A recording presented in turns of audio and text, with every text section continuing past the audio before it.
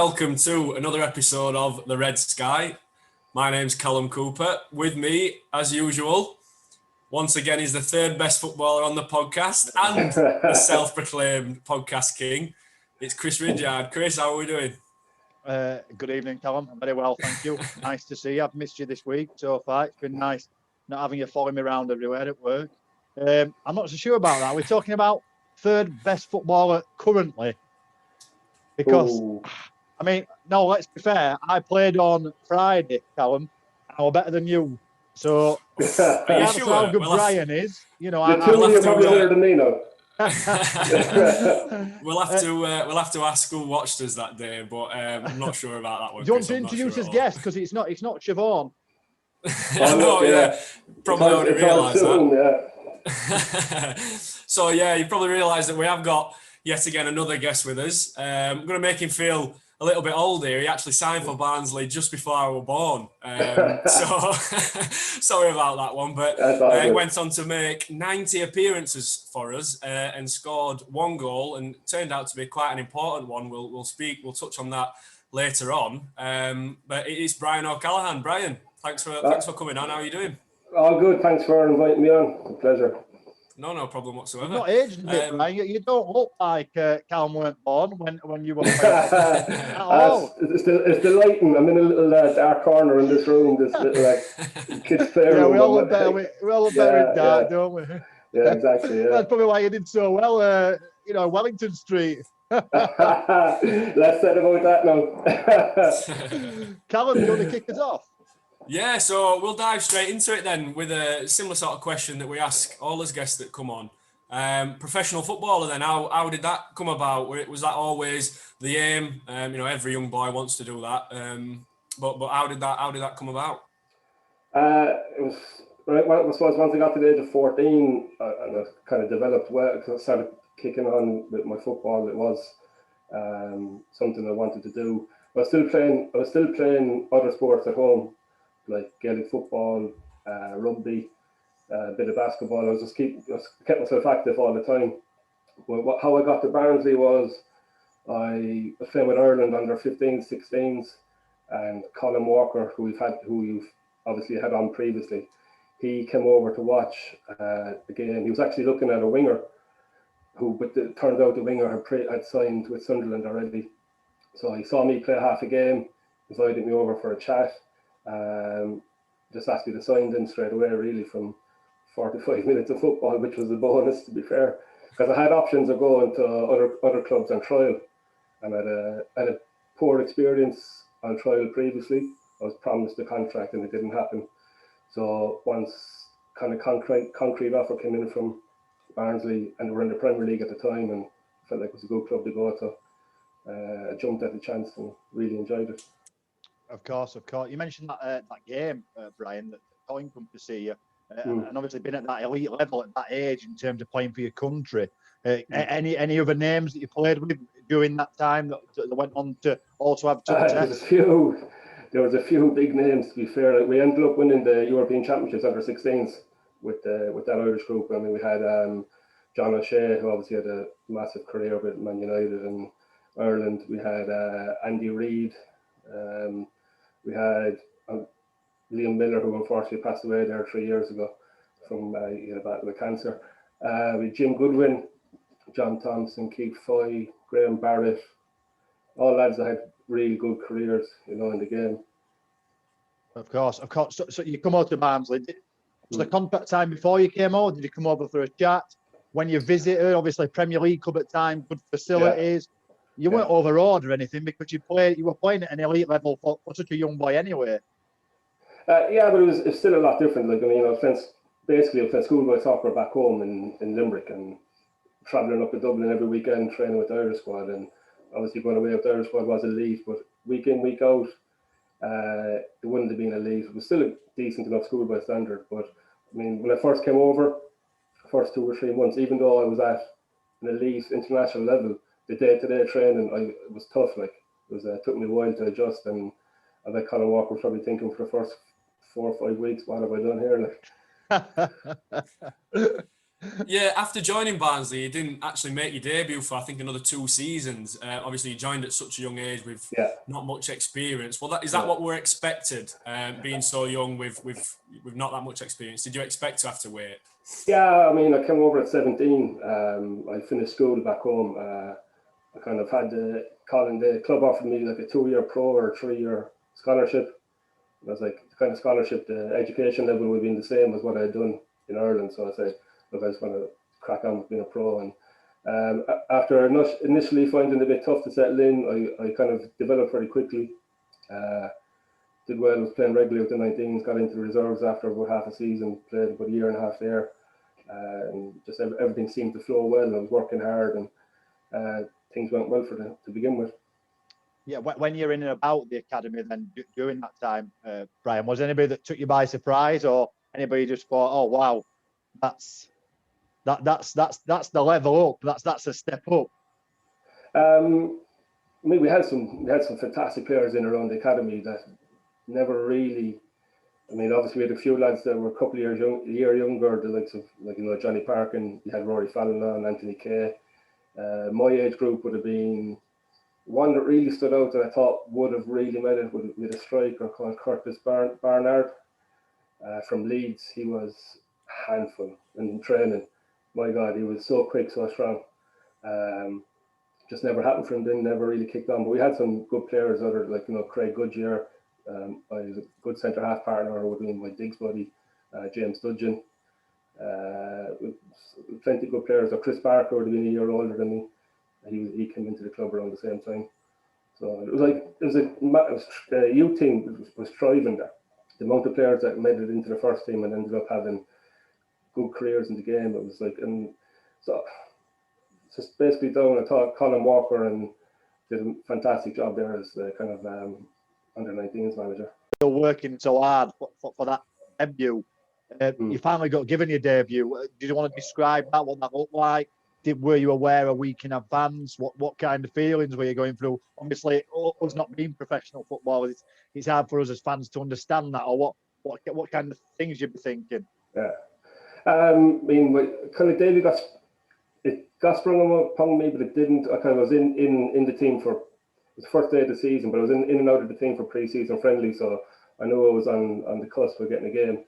I was actually sub against Norwich City first day of the season, 2001, and Carl Regan got sent off after 14-15 minutes, and it was actually 5 minutes later then Dave Bassett decided to change things, obviously being a man down.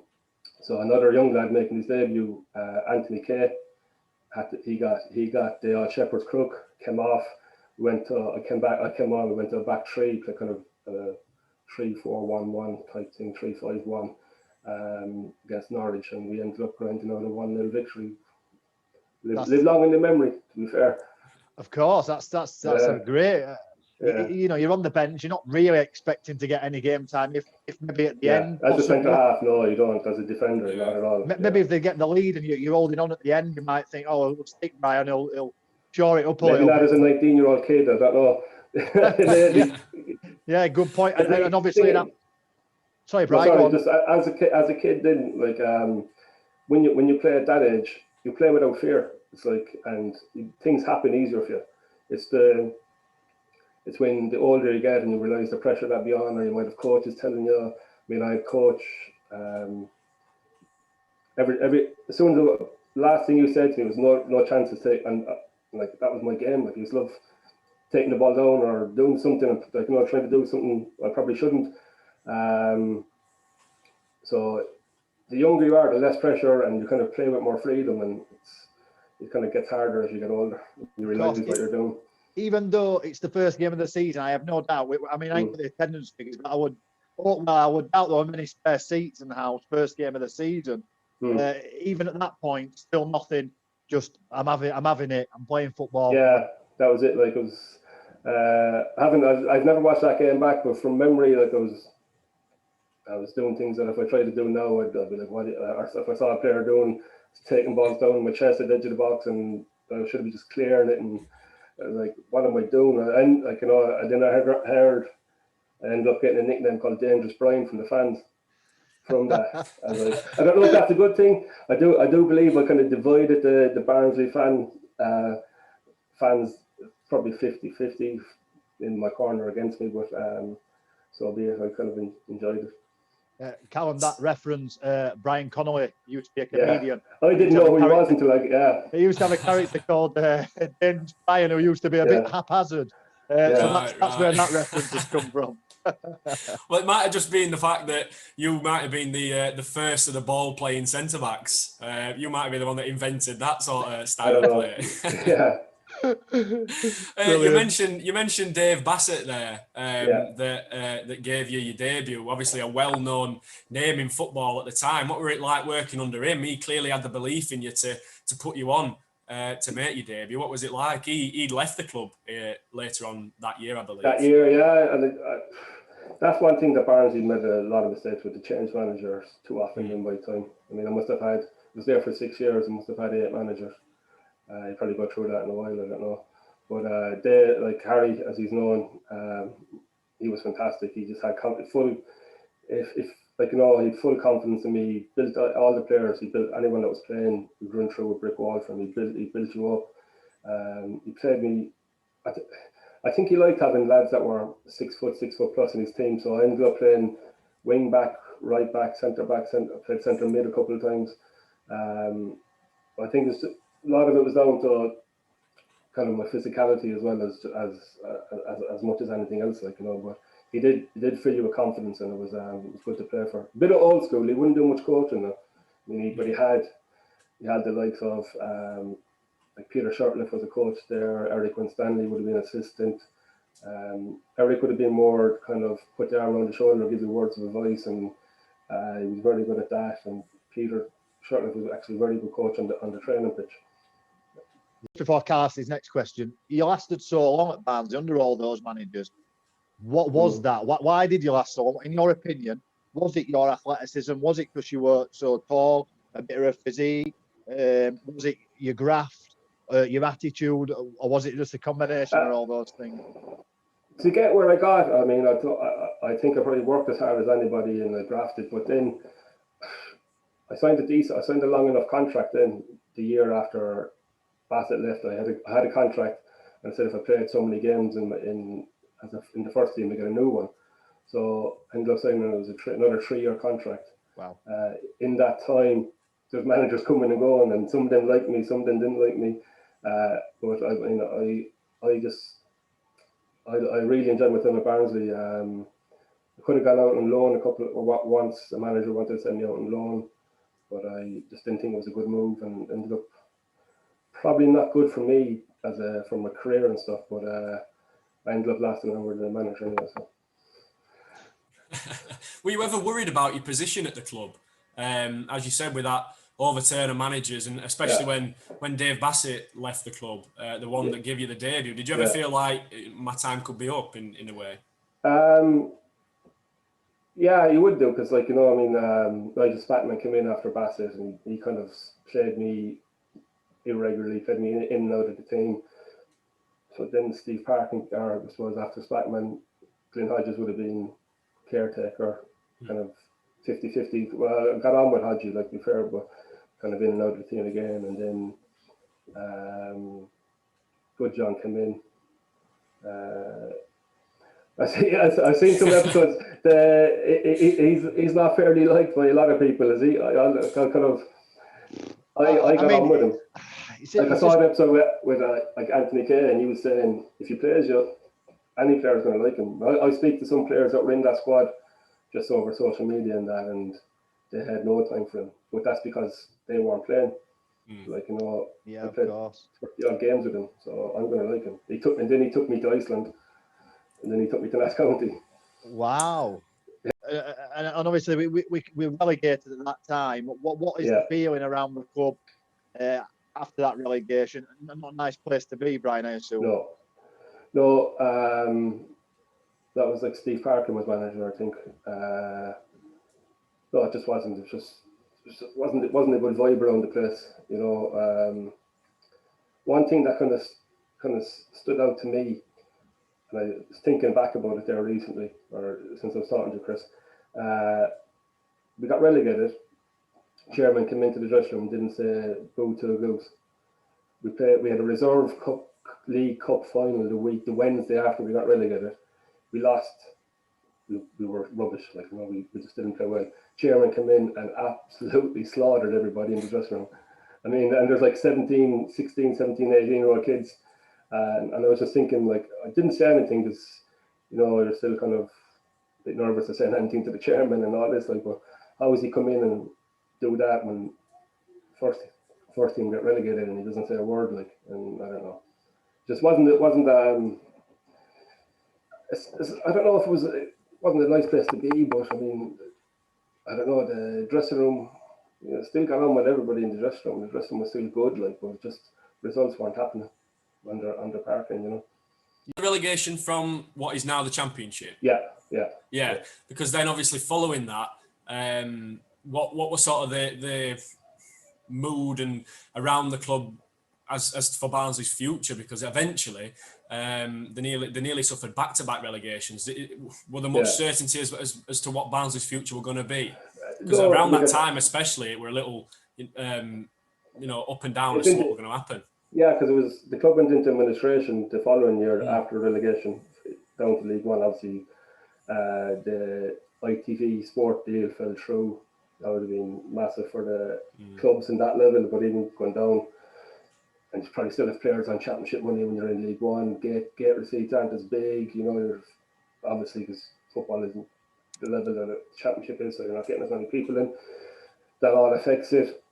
Administrate, like I said, there's managers, so many managers being paid off, paid on, and players being brought in, not settling, or managers going and everything not gelling. So it was difficult, especially around the administration time, and it was tough. It definitely was. And we weren't sure if the club was going to go fully into liquidation or anything at that stage, and normally we were the last to hear as well in the dressing room.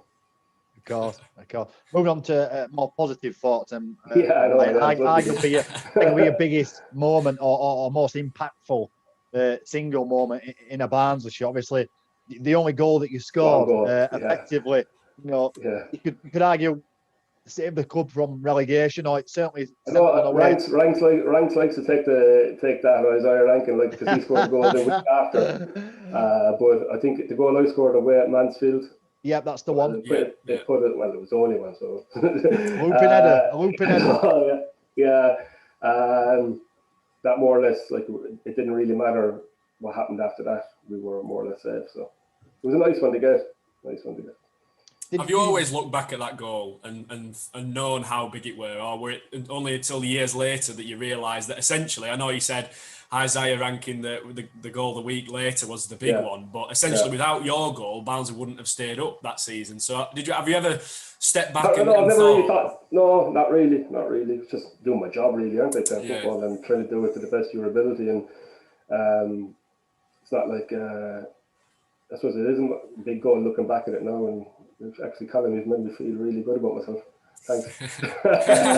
Just think, we could have been in League Two. You know, we may never be able to win now, Barnsley. We may never have made it back from that buying.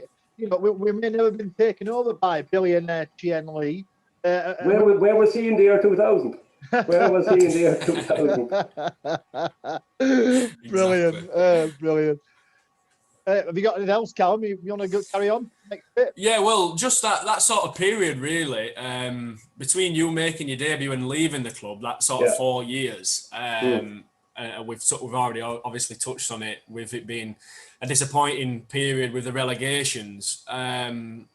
What would you put it down to? One particular thing, Barnsley's downfall? We've spoke about ownership, the overturn of managers. I think if my research is right, I think it were 10 managers that you played under. While you were at the club, there will have been 10 managers involved. Could it be? It is. It might be very simplistic to say that, but I mean, like I said, financially, you're paying to bring managers in. They want their own players. That's costing the club money.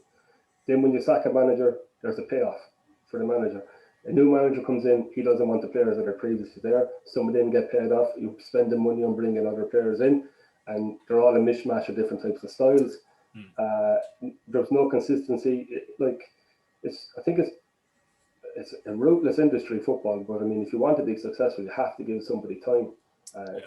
Managers and squads don't get the time that they need.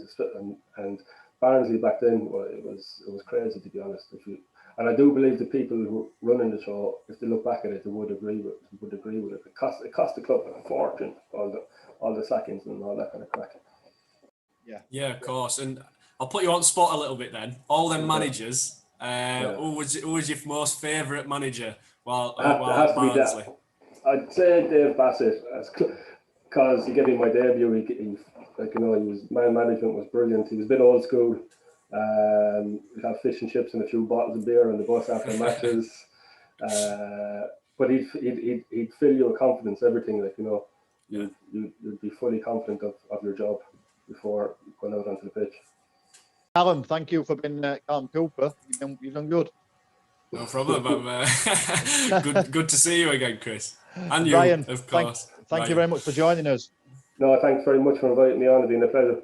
No, come back on again and tune the fight. It's always nice. We wish you the best of luck homeschooling, surviving the school holidays, and any future endeavours that you've got. I'm sure you'll be fine. All good. Appreciate it. Thanks a lot.